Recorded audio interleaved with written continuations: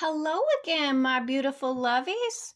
I've been on a long vacation and we're long overdue to figure out how the rest of the Little Brown Bear stories finish. So here we go today with Little Brown Bear at the fair.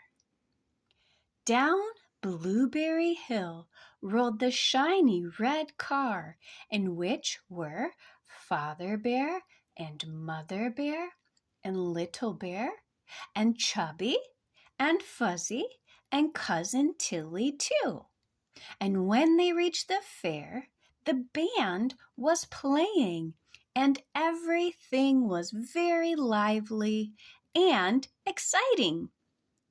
Father Bear bought some peanuts and popcorn, and then they all walked around and around to see the sights.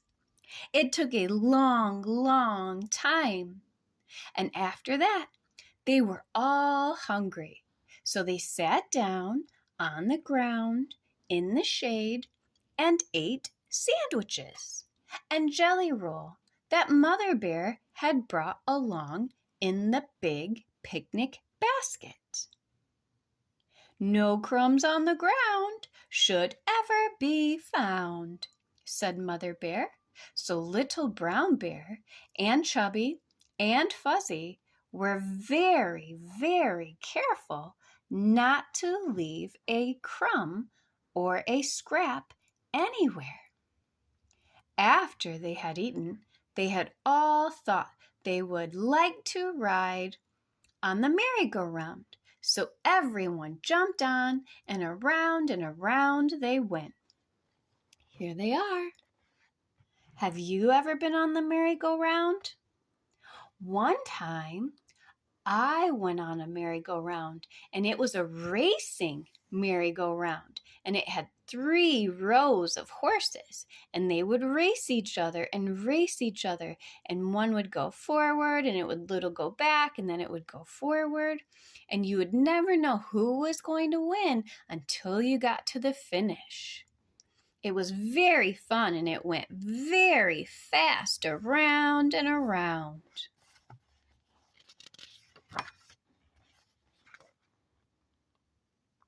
When the merry-go-round stopped, Mr. Tiger, very fine in his salt and pepper suit, came up to take the tickets, and they all thanked Mr. Tiger for the nice ride. And now it is time to start for home, said Father Bear. Where is your red checkered cap, Little Brown Bear? Mother suddenly cried. Little Brown Bear felt the top of his head. Why, it isn't there, he said sadly. It must be lost. So they all went to look for Little Brown Bear's cap, but they couldn't find it anywhere. We'll have to go home without it, said Father Bear. It's getting late. Little Brown Bear felt so bad that he almost wished he hadn't come to the fair. Perhaps he would never have such a beautiful little red checkered cap again, he thought. And when they reached Grandmother Bear's house, she was sitting on her front porch, rocking. Here she is.